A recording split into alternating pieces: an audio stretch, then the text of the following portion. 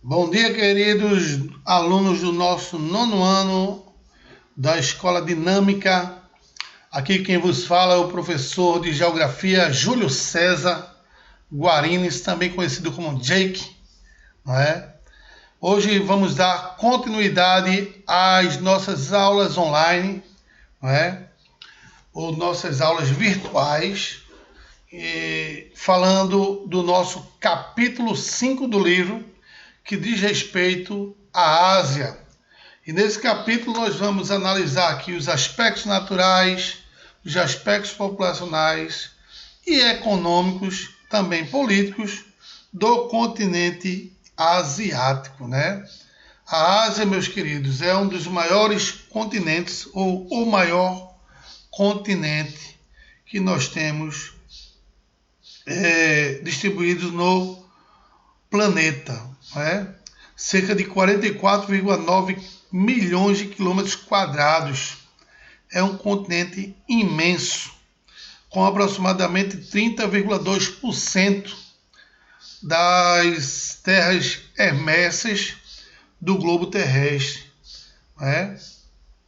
Ademais, a Ásia pode ser encontrado praticamente todos os ecossistemas do globo terrestre, ou seja, sua extensão territorial promove com que todos os ecossistemas estejam distribuídos naquela região. Nós vamos falar de cada ecossistema desse do continente asiático, até porque a Ásia é extremamente imenso, né? Constituído por 45 países, né? Um espaço geográfico da Ásia apresenta latitudes de 10 graus ao sul até o polo, entre os meridianos de 25 graus e 180 graus de leste a oeste, né?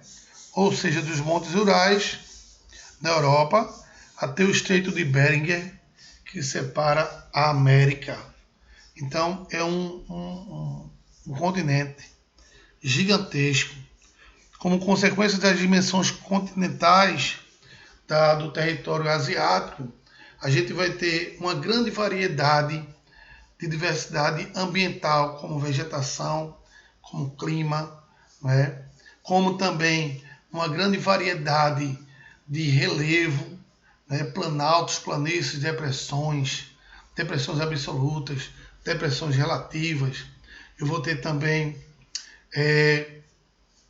consequentemente, grandes cadeias de montanhas, até porque o relevo da Ásia é um relevo ainda apresenta dobramentos modernos, e aí eu vou ter grandes cadeias de montanhas em boa parte do continente asiático. Então, para dar continuidade e iniciar, consequentemente, os aspectos físicos da Ásia, nós vamos começar a falar sobre o ambiente climatobotânico, né? O ambiente climático e vegetacional da Ásia, né? Em relação à vegetação, a Ásia apresenta as seguintes formações vegetais. Eu tenho a tundra, as florestas coníferas, também chamada de taiga, né? Que na realidade é a maior formação vegetacional homogênea do mundo, que eu vou falar para vocês já já. Eu tenho também as florestas temperadas ou subtropicais, a vegetação mediterrânea, as pradarias ou estepes, os desertos, as savanas, as florestas tropicais ou equatoriais, a vegetação de altitude e as regiões cultiváveis, que a gente vai falar já já. E associado a essa vegetação, eu tenho também climas diversificados, até porque a vegetação é considerada o espelho do clima. Aí eu vou ter o clima polar, o clima continental, o clima temperado, mediterrâneo, semiárido, desértico, clima de montanhas, os climas monsônicos, que esse aí é um clima em particular das regiões da Ásia, e o clima equatorial, né? Então, existe, na realidade, um mosaico climatobotânico muito grande, né, na região que corresponde ao território asiático. Vamos começar a falar de norte para o sul do continente asiático, desse mosaico climatobotânico que nós temos região da Ásia, né? Ao norte estão as vastas regiões polares da Sibéria e da Mongólia, as grandes altitudes do Himalaia e do Tibete, né? Onde as temperaturas são muito baixas em virtude da penetração da massa polar e da altitude, respectivamente. E aí o clima é frio e seco. Por que frio e seco, né? É justamente o que promove a umidade do clima é o que? As altas temperaturas. Se você tem temperaturas elevadas, automaticamente você vai ter a evapotranspiração da vegetação e dos rios e dos mares, promovendo com que o ar seja um pouco úmido em relações que eu tenha temperaturas elevadas. Já nas temperaturas muito baixas eu vou ter uma secura maior no ar, porque não vai haver essa evapotranspiração. Então eu tenho um clima frio e seco, deixando o solo recoberto por uma neve durante a maior parte do ano nessas regiões polares da Ásia, né? Esse ambiente formou uma vegetação de tundra. O que é a vegetação de tundra? É uma vegetação muito comum nas regiões polares. Ela é composta por líquens e musgos.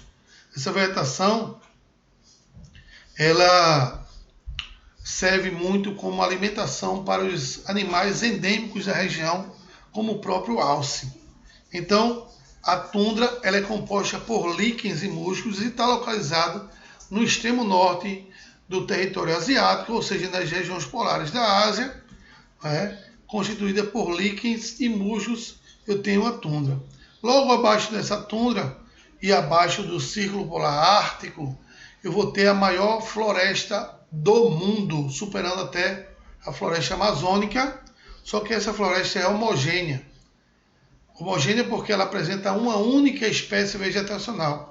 Ela não abrange apenas a Ásia, mas também pega o norte da América do Norte e também o norte da Europa.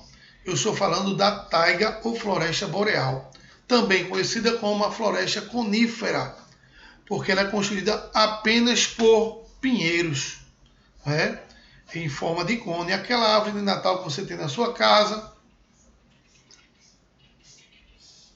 é um exemplo dessa floresta de taiga, ou floresta boreal. Recebe o nome de floresta boreal por conta dos frios boreais que vêm do Polo Norte para as partes centrais do globo terrestre.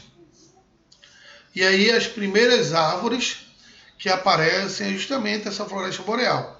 Apresentam folhas aciculifoliadas, ou seja, em forma de agulha, porque ela acaba se adaptando a esse clima frio, e aí, consequentemente, essa folha em forma de agulha, ela evita o atrito do ar frio durante períodos de inverno que são extremamente rigorosos. Nas áreas centrais, ou nas planícies centrais, predomina o clima tropical seco e o temperado continental. Os invernos são frios e secos. Nessas áreas encontramos as estepes, também aqui no Brasil chamado de campos, que são formações vegetacionais constituídas basicamente por gramíneas.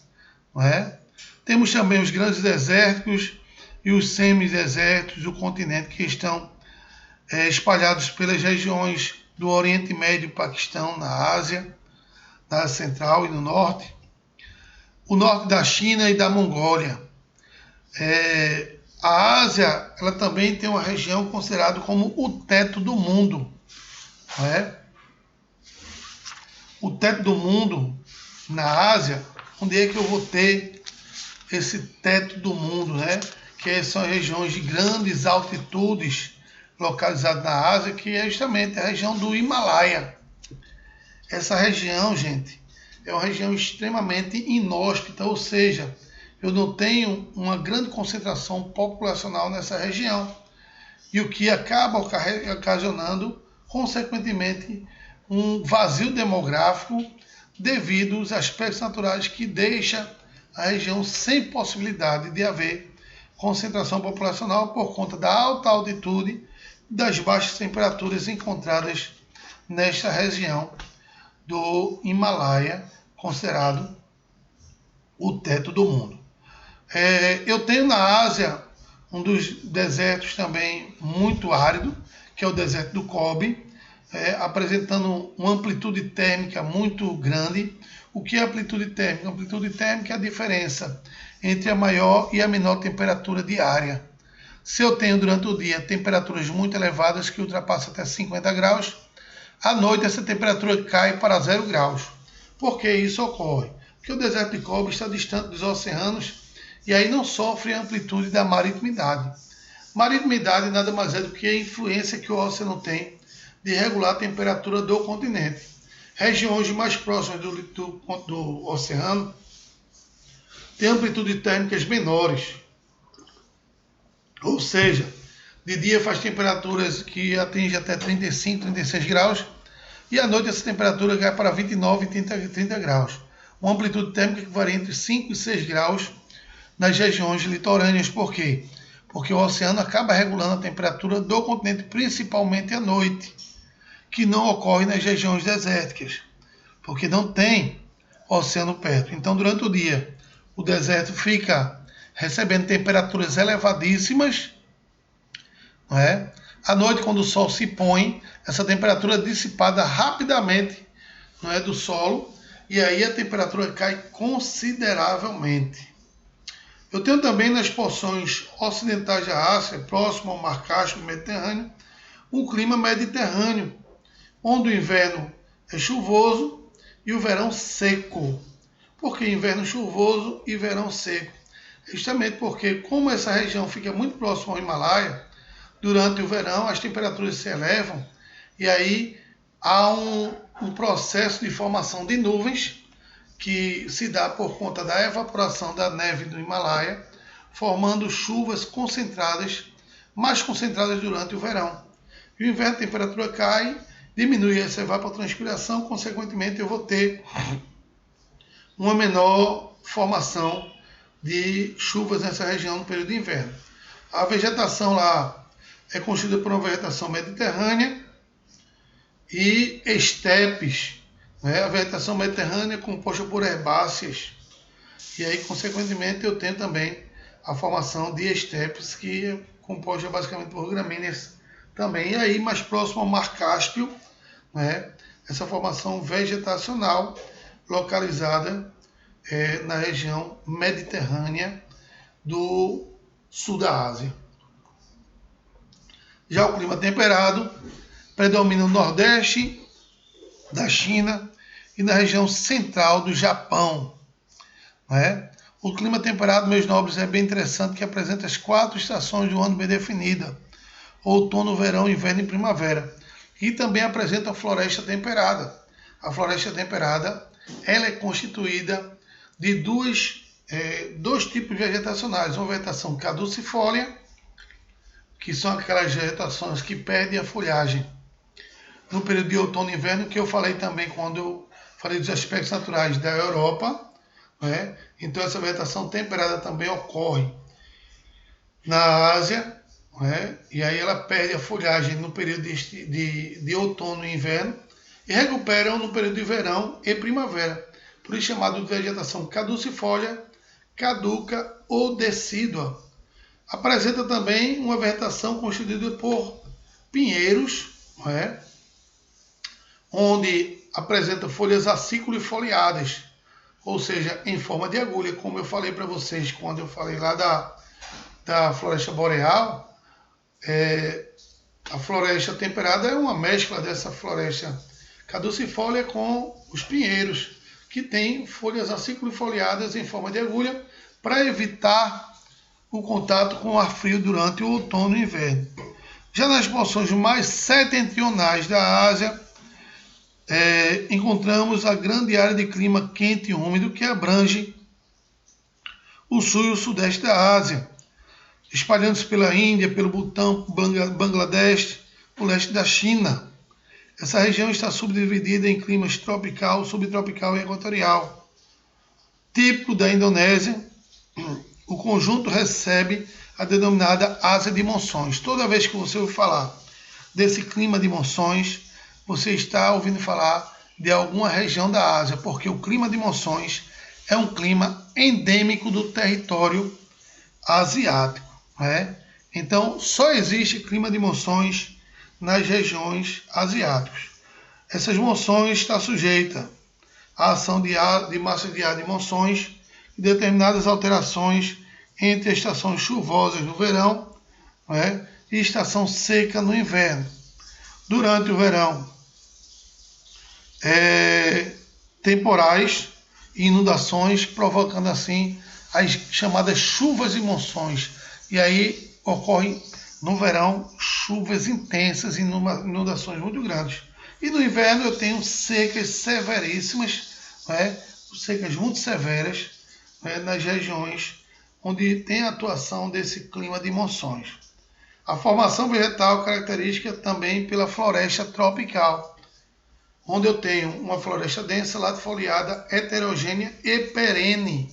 Não é densa porque ela é fechada, latifoliada apresenta folhas largas e arredondadas, heterogênea várias espécies e perene porque ela é verde o ano todo. Veja só que já na floresta boreal ela não é perene, não é heterogênea, ela é homogênea, apresenta uma única espécie. Dentro da floresta tropical eu vou ter uma grande variedade de espécies. Por quê? Nas florestas tropicais estão mais próximos à linha do Equador, não é? E, consequentemente, eu tenho uma maior incidência de luz solar e a vegetação, quanto mais luz solar para ela, é melhor. Você vai ter um processo de fotossíntese mais intenso dessas regiões. E aí, consequentemente, eu vou ter uma variedade vegetacional muito grande nessa região da Ásia, não é? Deixa eu falar agora sobre o relevo e a civilização que mora próximo a essa região do relevo asiático. O relevo asiático ele é bem diversificado, até porque o continente asiático é um continente onde está constituído basicamente por dobramentos modernos. Se eu tenho dobramentos modernos na Ásia, eu vou ter também uma grande quantidade de movimentação sísmica, não é, da estrutura geológica na região.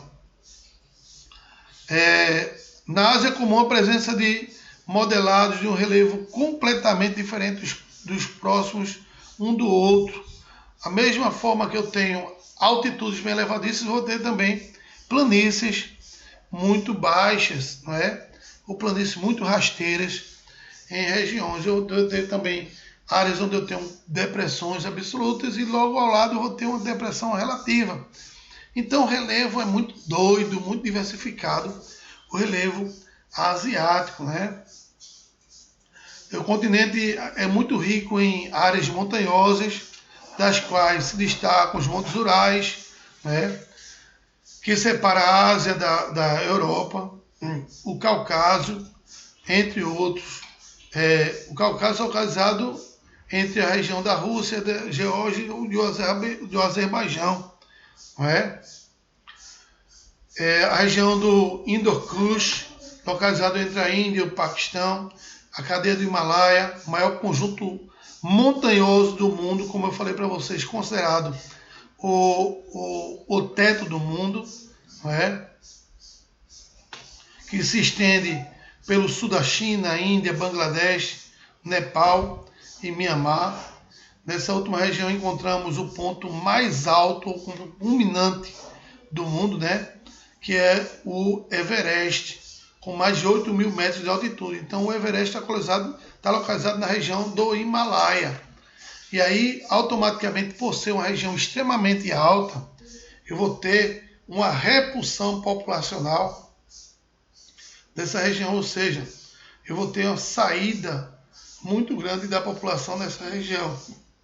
É uma região extremamente inóspita devido justamente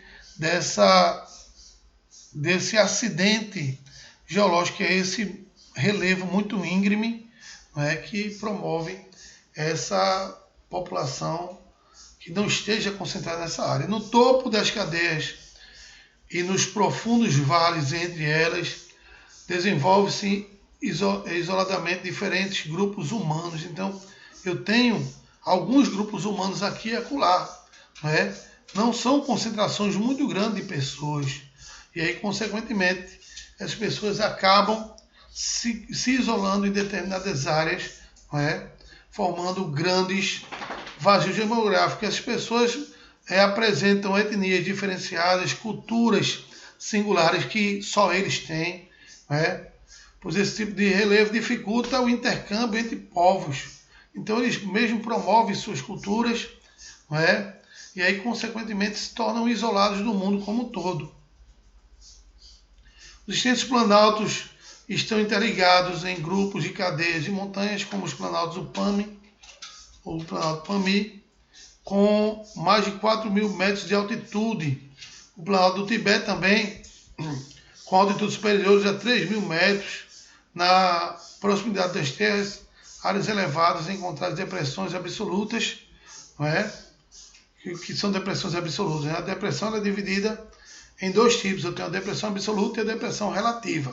A depressão absoluta é um desgaste muito forte do relevo, que esse relevo essa depressão ela fica abaixo do nível do mar, não é? Dá o nome de depressão absoluta. Aqui no Brasil nós não temos depressão absoluta, temos apenas depressão relativa. As depressões absolutas geralmente ocorrem em áreas onde eu tenho uma estrutura geológica mais jovem, como é o caso das regiões da Ásia, né? Então, na proximidade dessas áreas elevadas encontram-se as depressões absolutas do Mar Cáspio e o Mar de Aral. Né? O Mar de Aral, gente, sofreu um processo de desertificação, ou seja, ele secou boa parte dele, né, por conta de uma transposição mal feita que foi elaborada por conta de um vazamento de óleo. Não é? E aí fizeram hoje a região do Mar de Aral, boa parte dela virou um deserto de sal. Não é? A maior parte da depressão continental do mundo, não é, está nessa região aí. O Mar Morto situado entre a Jordânia e Israel, cuja profundidade é cerca de 396 metros abaixo do nível do mar. Ou seja, é a maior depressão do mundo. É a depressão do Mar Morto. A profundidade é muito grande, essa depressão. E aí é chamado de Mar Morto, vocês sabem, por conta do alto índice de salinidade existente nessa região. E aí eu tenho uma diminuição na piscicosidade. O que é piscicosidade? É a variedade de peixes existente na região, por conta da alta salinidade que existe na água, e aí diminui essa piscicosidade, além da fauna marinha, ou da flora marinha na realidade, ou seja, a quantidade de vegetação existente, além também da fauna, né, que além dos peixes você tem os crustáceos também que são em menor quantidade devido à alta salinidade existente na região. Circulando os planaltos e cadeias de montanhas e estende-se as planícies na região da Ásia, com dimensões mais modestas, que é das áreas elevadas. As planícies asiáticas representam o solo bastante fértil, e aí, consequentemente, esse solo bastante fértil promove o desenvolvimento da agricultura na região, que tem a base o cultivo do arroz ou a rizicultura, né? A rizicultura é um processo de cultivo do arroz, né? Devido à grande fertilidade dos solos, graças também a dois rios de grande importância nesse processo de desenvolvimento agrícola, que é o Rio Amarelo e o Rio Azul, o Yangtze e o Yangtze. E aí, consequentemente, eu tenho esse rio que promove esse desenvolvimento do cultivo da rizicultura, que é a base alimentar de alguns países asiáticos, e a China é um deles, onde está localizado o Rio Amarelo e o Rio Azul. A agricultura chinesa e asiática foi desenvolvido, foi na realidade adaptado ao solo muito íngreme lá, onde eu tenho um tipo de cultivo chamado agricultura de terraceamento, né? Onde o solo ele é cortado em degraus para aproveitar ainda mais o terreno íngreme e evitando com isso o processo erosivo que se dá naquela região. Então, na realidade, quem criou esse tipo de agricultura de terraceamento foram os povos astecas que viviam na região da Península de Yucatán, no México, e também os povos incas que viviam sobre a cordilheira dos Andes, aqui na América do Sul. Como eles tinham um solo também extremamente íngreme, eles começaram a cortar o relevo como se fosse degraus para aproveitar ainda mais esse solo e aí evitar também o processo de erosão. E aí, consequentemente, os povos asiáticos começaram também a desenvolver esse processo, né, de cultivo e utilizado na agricultura em geral, principalmente na risicultura, que é o cultivo do arroz. Deixa eu falar agora da hidrografia asiática, que é uma verdadeira fonte de vida para os povos asiáticos. Eu tenho alguns rios, né, na Ásia que tiveram grande importância histórica, né, na Ásia, religiosa também, né, como, por exemplo, historicamente eu tenho dois rios que foram um grande marco da Mesopotâmia, que é os rios Tigres e Eufrates. Hoje, a localização do rio Tigres e Eufrates é onde eu tenho o território do Iraque, né? Ele foi muito importante para a agricultura naquela época da Mesopotâmia. As pessoas desenvolviam o processo agrícola naquela região, onde a margem desses rios era extremamente fértil e as pessoas começavam a cultivar naquela região, né, favorecendo assim o desenvolvimento da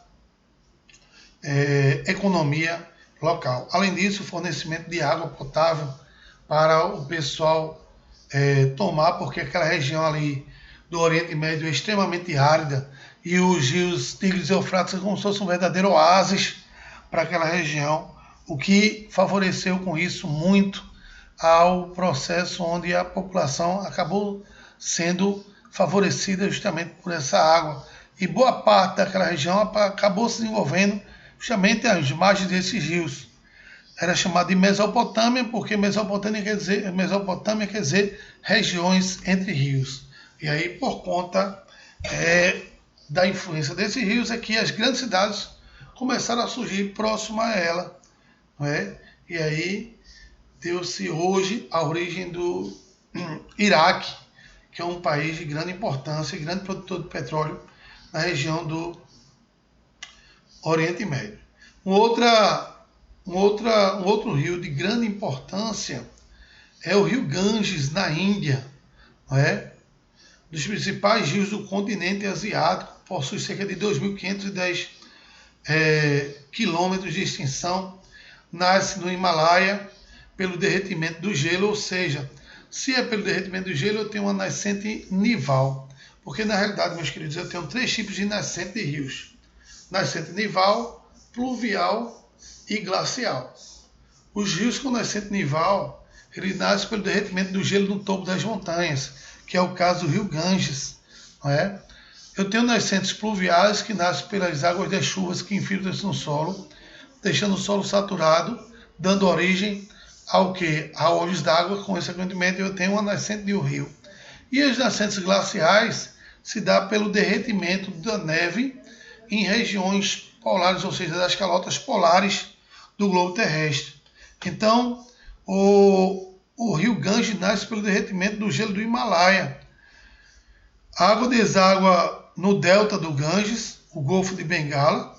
Historicamente é considerado um rio sagrado, porque segundo os povos hindus, eles dizem que a água do rio Ganges desce ou passa por sobre a cabeça do deus Shiva, né?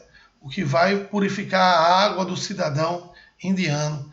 Então muita gente que morre é jogado no rio Ganges, né? Muitas pessoas tomam banho e bebem inclusive essa água do rio Ganges, que é extremamente poluída, né? E aí, mais para eles é um rio sagrado, né? Jamais esse rio vai fazer algum mal a ele. Qualquer coisa pode fazer mal, menos o rio Ganges, para quem é extremamente, né, ou seja, tem uma religião extremamente ligada aos povos hindus, não é? A religião hinduísta, não é? Na região.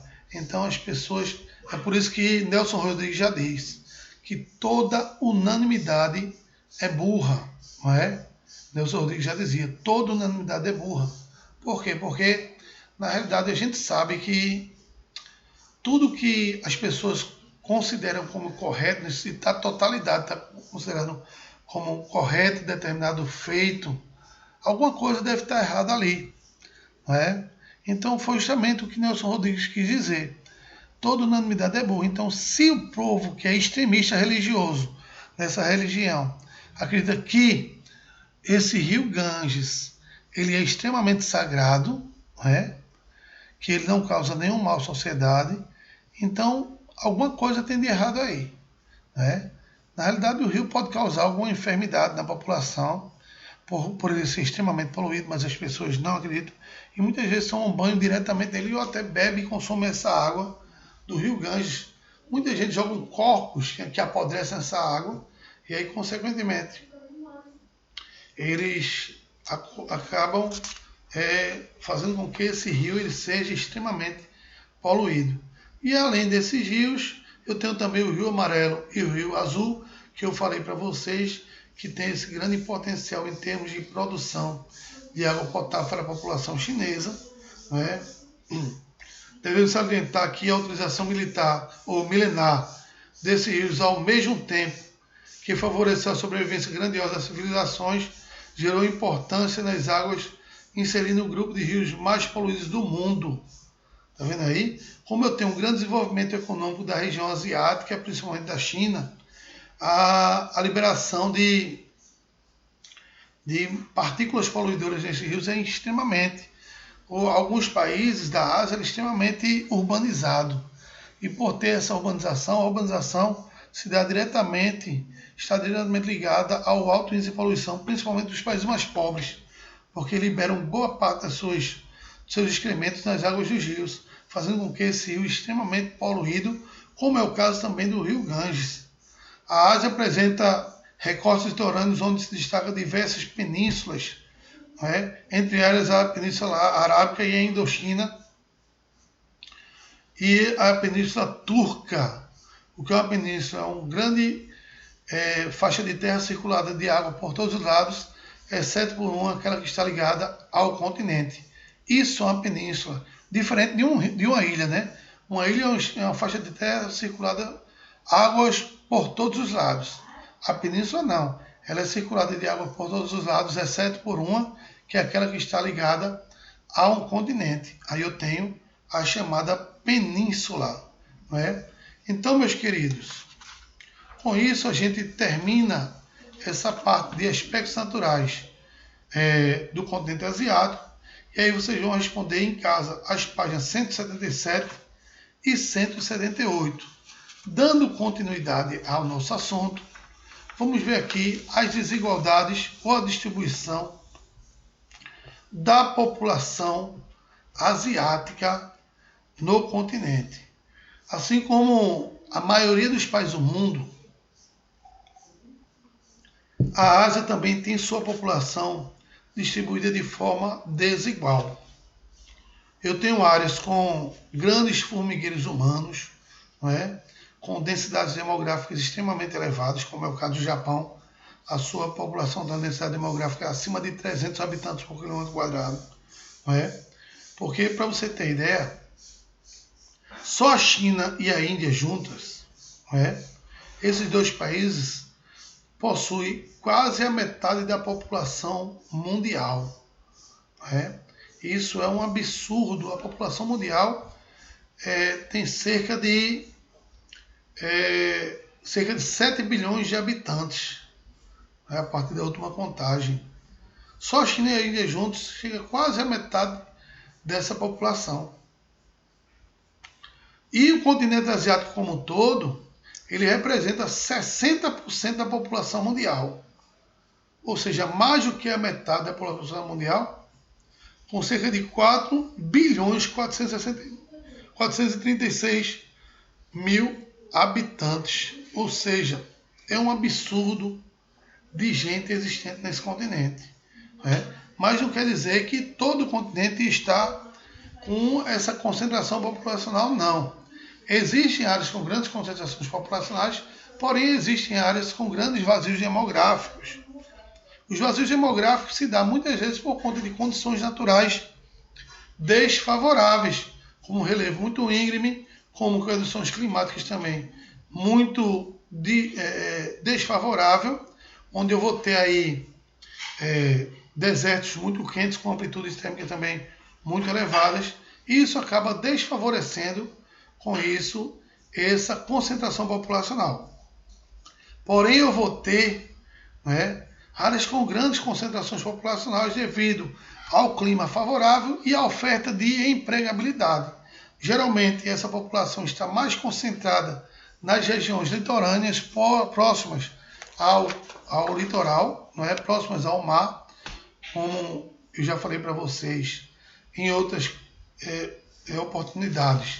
As áreas litorâneas são áreas que oferecem melhores condições de vida à população, porque são áreas que ficam próximas a portos, e esses portos geralmente acabam ocasionando uma grande concentração de indústrias que, consequentemente, ela acaba sendo uma área de atração populacional. Ok? Vamos falar agora da diversidade étnica do continente asiático, que, diga-se de passagem, é um dos continentes que tem uma das maiores diversidades étnicas do planeta, né? Principalmente religiosa, digamos assim falando, que é um palco também de grandes disputas religiosas, grandes conflitos, né? Digamos assim, as chamadas guerras santas, né? Que boa parte delas estão concentradas nesse continente asiático, em virtude da grandiosidade da população e sua natureza, que impôs a dificuldade de intercâmbio entre grupos humanos que, desde o milênio, habitam vastos territórios. A Ásia é uma verdadeira concha de retalhos étnicos, ou seja, eu tenho nela uma grande variedade de etnia. Né? Não confunda etnia e raça, viu, gente? Raça está relacionado à cor da pele, a tipo de cabelo, a cor dos olhos. Isso é raça. Etnia está relacionado à diversidade cultural da população. E a Ásia apresenta essa forte diversidade cultural, não é?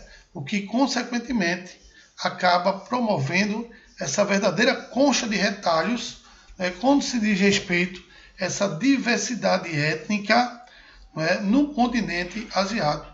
Nela encontram-se populações de origem semita, iraniana, que consideradas as populações persas, e turcas. No Oriente Médio, por exemplo, as regiões, ou os povos mongóis, predominante no extremo norte central do Oriente Médio, na Índia, os subcontinentes da Índia, chineses, japoneses. Aí eu tenho o leste da Ásia, além dos grupos menores espalhados por outras regiões do território. Então, existe, na realidade, uma grande variedade étnica e cultural, desse território asiático.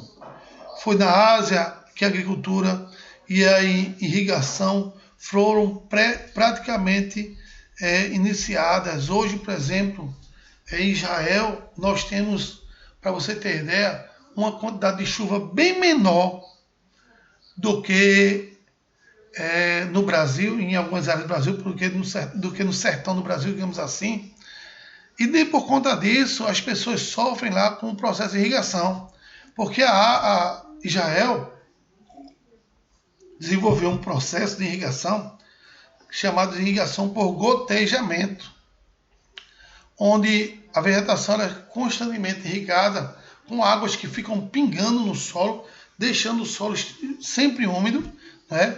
E a pouca água da chuva que cai no território é captada pelos povos israelitas em poços artesianos, fazendo canalizações sobre o telhado das casas, né?